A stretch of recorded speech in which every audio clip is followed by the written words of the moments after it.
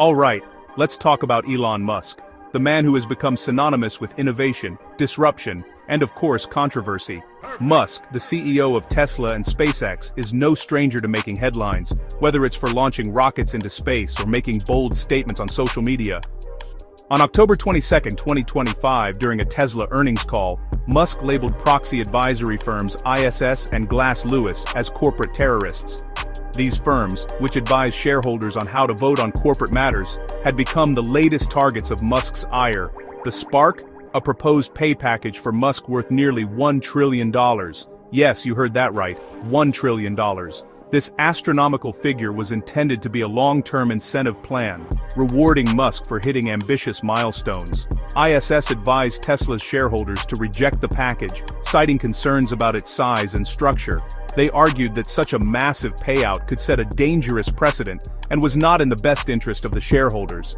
A coalition of unions and activist groups joined in, calling the pay plan outrageous. They argued that no single individual, no matter how influential, should receive such an exorbitant amount of money, especially when workers were fighting for fair wages and better working conditions. This isn't just a disagreement over a contract, it's a high-stakes showdown for control. On one side, you have Musk, a visionary who believes in pushing boundaries and taking risks. On the other, you have a system designed to ensure corporate governance and accountability.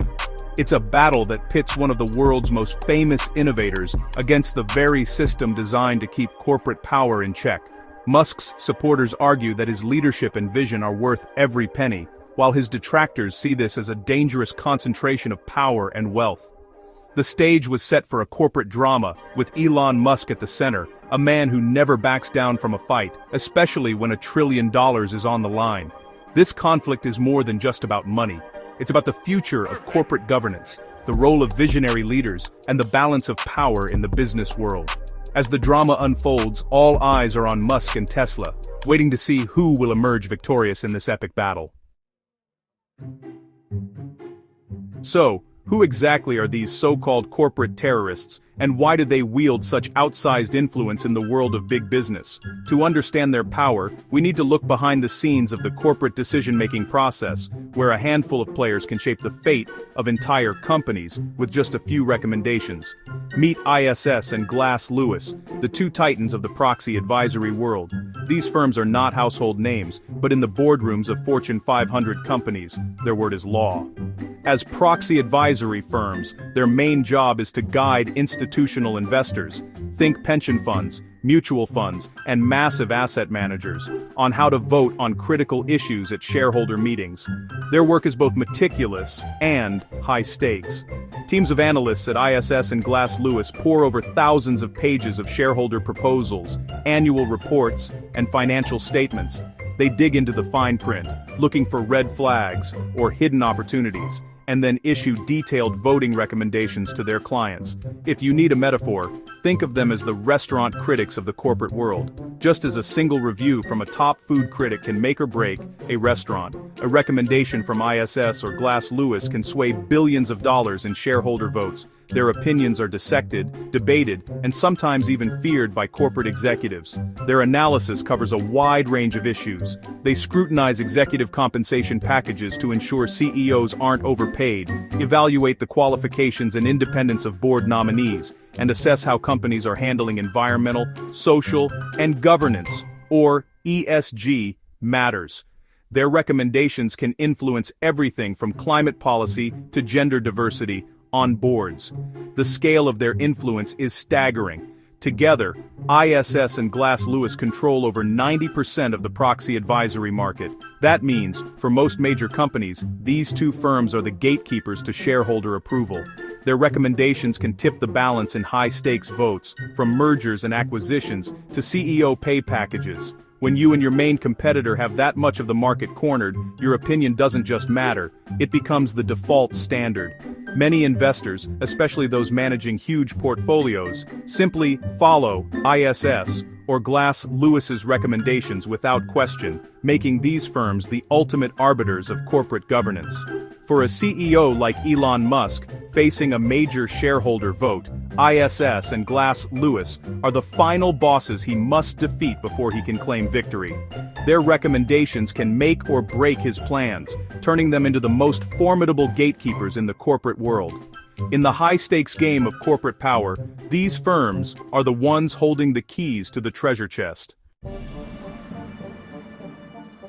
Why does a recommendation from ISS or Glass Lewis carry so much weight? Institutional investors are juggling stakes in thousands of companies and rely on proxy advisors for guidance. Many large investors set up systems to automatically vote in line with the proxy advisors' recommendations. This means a single negative recommendation can trigger millions of no votes. Musk argues this system hands control of America's largest corporations to two unelected firms. Their recommendations can make or break a CEO's career or vaporize a trillion-dollar payday. Musk frames this as a battle for the soul of corporate governance. He argues that ISS and Glass Lewis have become too powerful, running companies from the sidelines. Musk believes their risk-averse, one-size-fits-all approach stifles innovation. He claims their past recommendations would have been destructive to Tesla's future. Musk positions himself as a defender of entrepreneurial spirit against corporate bureaucracy. His corporate terrorists label conveys a sense of existential threat. To understand proxy advisors' power, consider the passive revolution in investing. Passive investing led to the rise of index funds and ETFs, managed by giants like BlackRock and Vanguard. These funds own shares in thousands of companies, creating a governance problem. They can't sell shares if they disagree with a company's strategy. They must hold them. Their shareholder vote becomes their primary tool for influence.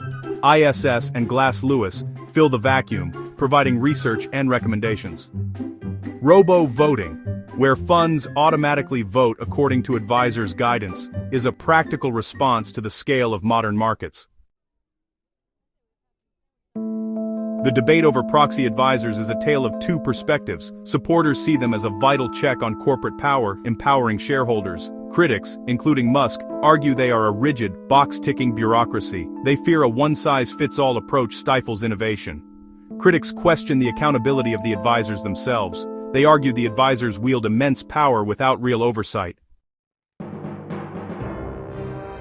Musk is not alone in his criticism of proxy advisory firms. Many CEOs share his frustration with their inflexible scoring models. This frustration has reached the political arena, with hearings scrutinizing their influence. Some argue ISS and Glass Lewis push a political agenda on corporate America. Musk's battle taps into a deep well of corporate resentment.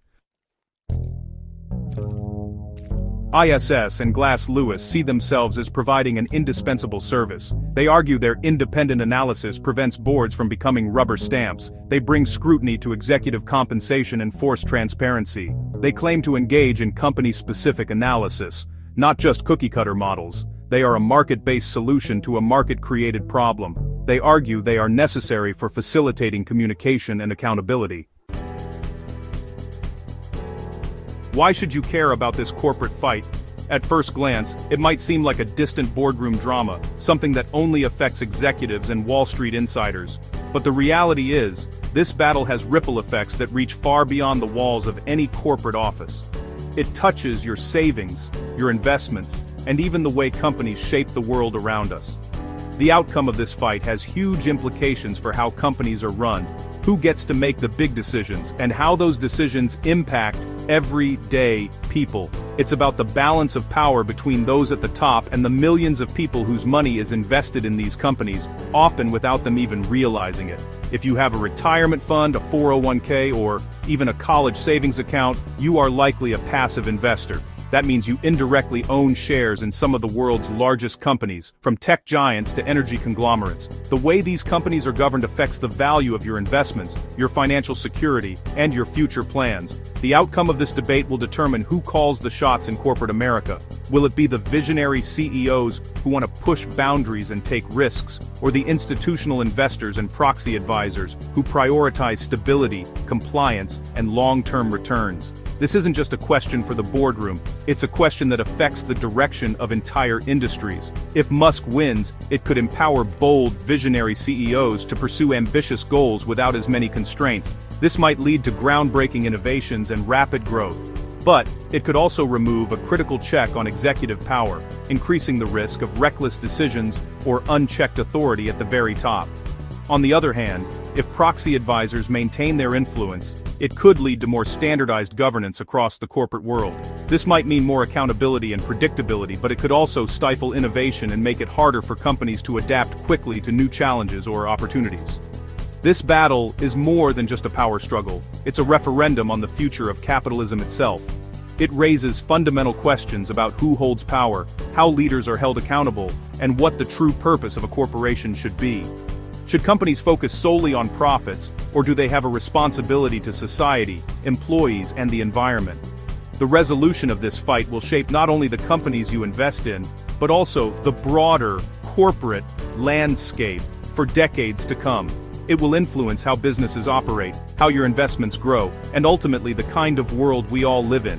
That's why this fight matters to you, because its outcome will help define the future for all of us.